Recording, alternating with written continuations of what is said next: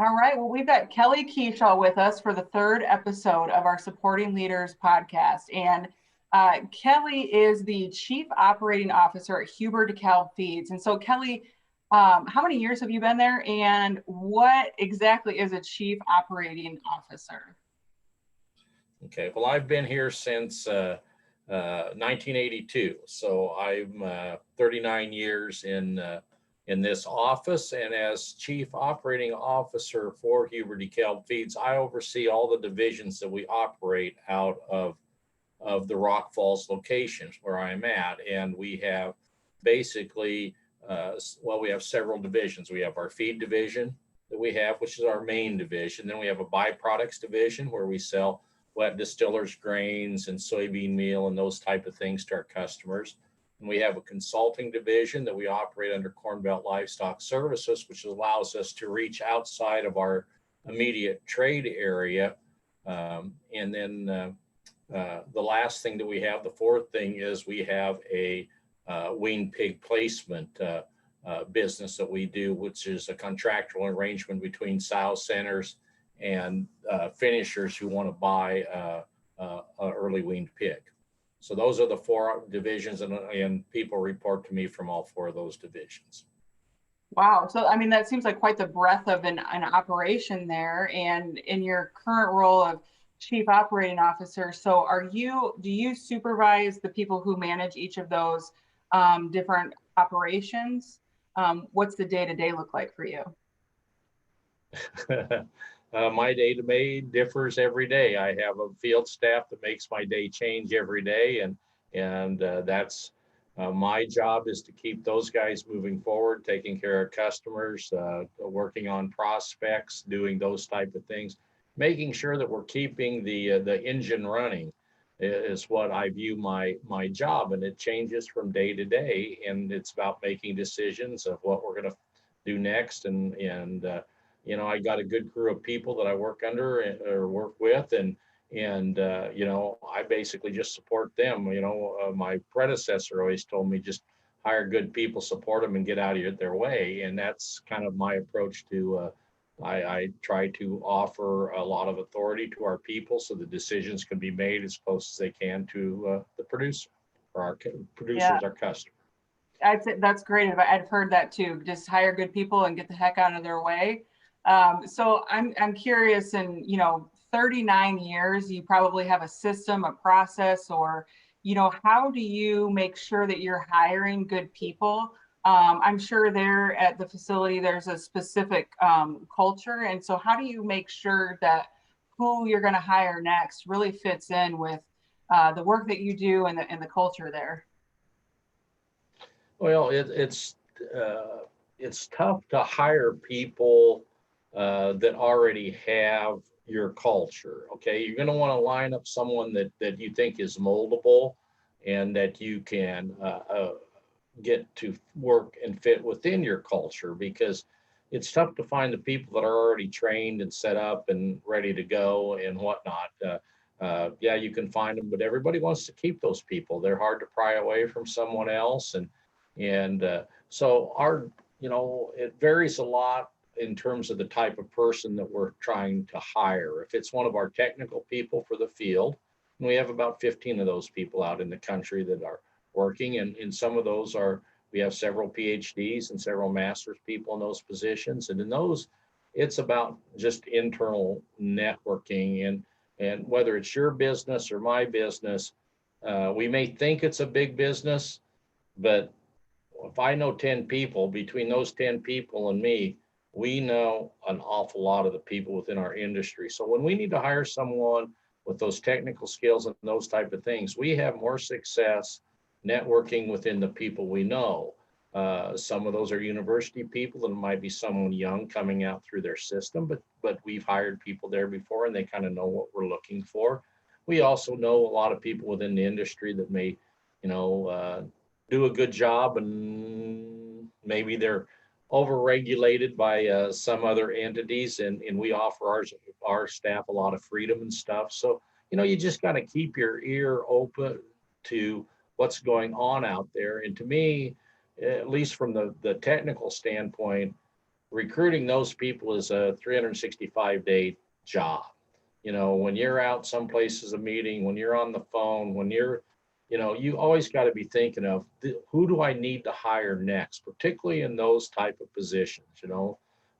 Those are key things. And sometimes we have relationships. We've got people that we've known for several years before they actually came to work for us, but you plant the seed and you keep coming and you cultivate that. So that's one end of the spectrum. If you go to the other end of the spectrum in terms of our feed mill and truck drivers and stuff, that's another process. But again, we still really rely on networking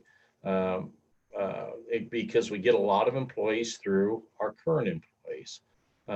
Things have changed, as everybody well knows, in terms of hiring people, whether it's, you know, hiring the next generation, whether it's millennials or whoever it may be. It's a different process than what it was. You can't treat everybody the same when it comes to the interview process, but there's actually some links and stuff on Facebook that we've used and whatnot that has been doing pretty good about getting the word out on a broader basis within our local environment.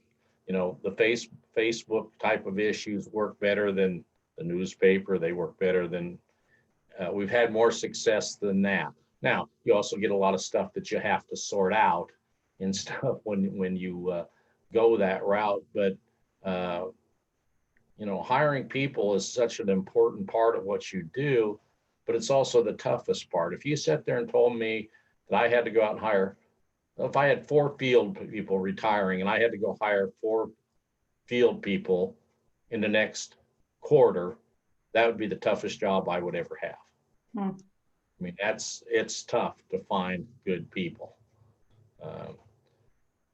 So that's our approach. But once we get them on board, it's about spending time with the people. You know, I can about size things up. When I have some people that I lose, I look back on it and say, why did you lose those? Were they a good employee? I'll sit there and say, well, it's your fault. You didn't spend enough time with them. You know, you just kind of hired them and let them out there and, you know, you didn't get in their way, but you didn't help them. You didn't give them a roadmap. You didn't give them some of the tools that they needed to be able to do their job. And a lot of times when we lose people, it's because we didn't indoctrinate them properly, make sure we knew what they needed for tools. I can think back to some of our best hires and they did a really good job. And I look at them and say, well, you know, those are the guys I spent the most time with when we onboarded them, making sure they had. Now, they were also very good people and probably better than some of the others that we have, but time spent on new people is a really good investment. The challenge you have is, in my position, is when we hire new people, nothing else stops, okay? The other divisions still run and they still need their direction and they still need their coaching to move them down. And that's the challenge that we have with new people in a company of our size. Our company is basically 80 people, okay? So, you know, we're not great big, but we're not, you know, we're more than 5 or 10 people, but we're basically 80 people. So spending time onboarding people and making sure they understand what they're supposed to do, how to do it, what questions they might have, those are things that are very important. So that's kind of giving you a quick overview from really one end of what we do in terms of hiring people with degrees to hiring someone that needs to do our production work and whatnot. And both are important. And we've been successful with what we have. You know, we just retired 2 people. That one of them was Nancy Cruz, and she'd been here over 35 years. And the other was Mark Wilhide, who started the same time I did. So he had 39 years in with DeKalb Feeds. And we still have 2 or 3 people here at the Rock Falls location that have been over here 35 years. And so we've had longevity with a lot of our core key people. And that speaks to the new people that come in as well, that, you know, gee, if these people stayed here this long, they must not get treated too badly around here. That's So, pretty impressive. I want to touch on some. I want to take you all the way back to, in the beginning, you said, you know, you look for people who are moldable. When you're interviewing or, you know, kind of researching somebody's background, how do you know that a candidate has the potential to be moldable? Well, you kind of got to dig at it and kind of see what he has. And there's enough things that we can talk about in certain areas that you can always find a point to challenge them on, and then you kind of open that up and try to have a discussion. And and you see if they're willing to change their mind or what they may have. And that works more on the technical side, where there's probably more things to that you can get in discussions about, whether that be nutrition applications or whatever it may be. With with your production workers and stuff, that's probably a little less so, but you kind of find out what did you do before and why did you leave, and what were the issues that you had, and some of those things, so that you kind of know what's their hot and their cold points, and and you try to work it that way. But if you you want to try to figure out what's going to be your challenge with this person if they come on board. We always pick on some of the younger people, that their second question they have during the interview process is, how much vacation time do I get? And that really, okay.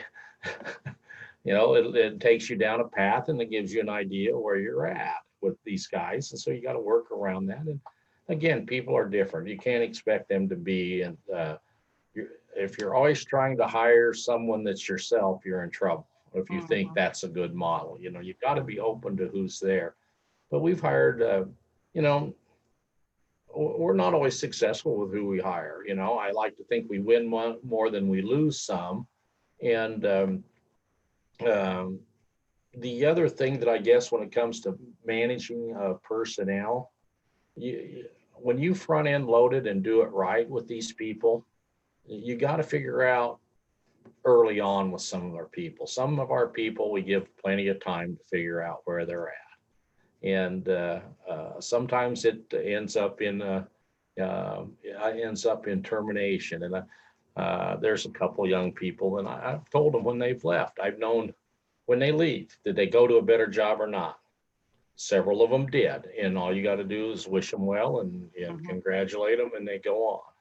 There's some that we let go, and two in particular that I could think of over the years, that weren't very happy with me. But I told them when we were all said and done, 5 to 10 years from now, you're going to come back and you're going to thank me for this. And they both have. They come back and say, boy, I didn't leave you that day. But he says, you were right. That was the best thing for me. He says, I came over here and this really fit my skill set better. And it's interesting as you size up these people. And I wish them all success, whether it's with us or if they get a better job someplace else, so be it. It's my job to sit there and provide them a place where they think they can continue to grow and develop. And if I can't provide them that, then that's what they have to do. They need to move on to another job at a place that maybe offers some more layers than what we have. Hueber Feeds / DeKalb Feeds is a very flat company. Okay, there's not, if you're looking for a bunch of top title changes and whatnot and a big long career path, we don't have that. We're pretty flat. And every person can walk right in my door about any time they want, sit down, and if they've got a question, a concern, whatever, we're pretty flat. We're pretty easy to communicate with. When we talk about DeKalb Feeds and Hueber Feeds, some people ask, well, what's your greatest strength? I'll say it's our lack of structure. We're very flexible. We can do all kinds of things. What's your greatest weakness? It's our lack of structure. We can't get much bigger than what we are, because you can't manage these people the way that we do right now if it was twice as large. Because it just takes a lot of men. It doesn't take a ton of time, but you got to have a lot of touch points with your people to make sure they're on path and they're on target with where they're going. So yeah, well, I'm curious too, with close to 40 years and the changes that you've seen there at Hueber DeKalb Feeds, has leadership changed? You've talked about millennials, and has how you've looked at leadership or your strategies or practices with leadership, has that changed over that time? I'd like to say, yeah, it's changed dramatically, and I've learned all this, and this. But I had a really good mentor, and he taught me a lot of things, and many of those things are still applicable today. There's simple things, okay? Tell the truth. Do what you say you're going to do, okay? And if you do those things, it really uncomplicates everything else. Because why do you get in trouble? Well, I didn't do my project. I was supposed to have it done by then. Well, why didn't you have it done by then? Well, you promised me that I would have this position or a shot at this position. Okay, yeah, I blew it. Whatever it is, I overassessed you. I thought you were, you know, don't overpromise, tell the truth and do what you say. I think those are timeless things. I think in places where we have issues, you know, and sometimes people don't want to hear the truth and it ends up splitting you up. But I mean, in terms of leadership, gosh, don't overpromise, tell the truth, follow up, return phone calls, simple, courteous things. That's that's not hard, but yet with some of these people, it's a matter of, oh my God, you mean I can't email everybody all the time? I'd have to go, I actually had to pick up the phone and talk to somebody. I got to get feedback from them verbally. Oh my goodness. I'm trying not to pick on them, but some people, I can tell you, they write emails and I'm sitting there saying, okay, this is the third email in a row you sent. I never have a fourth with those people. I pick up the phone and I call them. I say, let's have a discussion, because sometimes you just need to talk to them and get them on a straight and narrow. So, email has changed how things done. It's less personal communication, less touch points, less, that's changed things. But, we got a good young man that we just promoted to our plant superintendent here.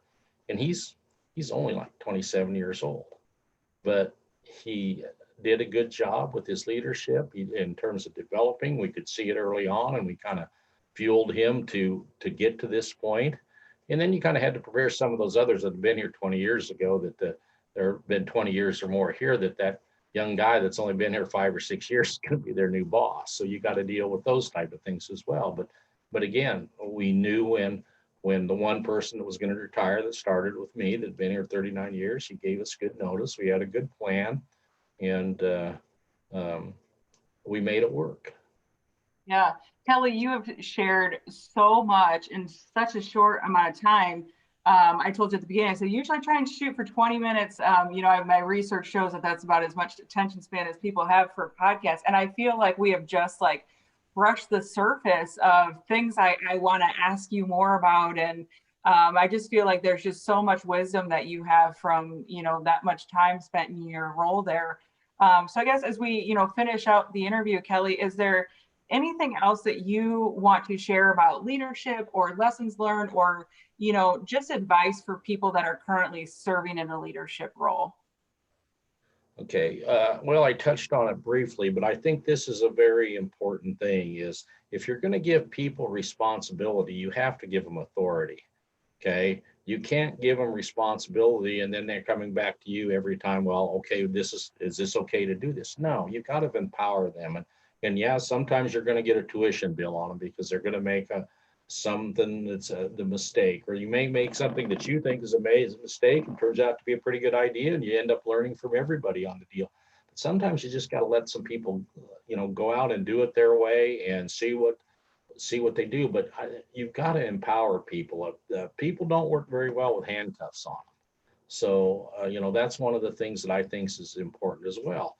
But by the same token, it's just kind of like you can't let them run free either. Okay, you got to talk to them again, touch points, and guide them in. I got one guy that's extremely successful, but it's his top 5 priorities are fairly dynamic. Okay, and in managing someone that's got so many ideas going through his head and whatnot, trying to keep him focused on those same 5 so they're not rotating out all the time is a challenge. So that's my touch point with him, is trying to keep his priorities square, because he's got so many interests and so many things he wants to do, but I need him to do these things. So yeah. Those are things. Give them responsibility, give them some latitude to do their jobs.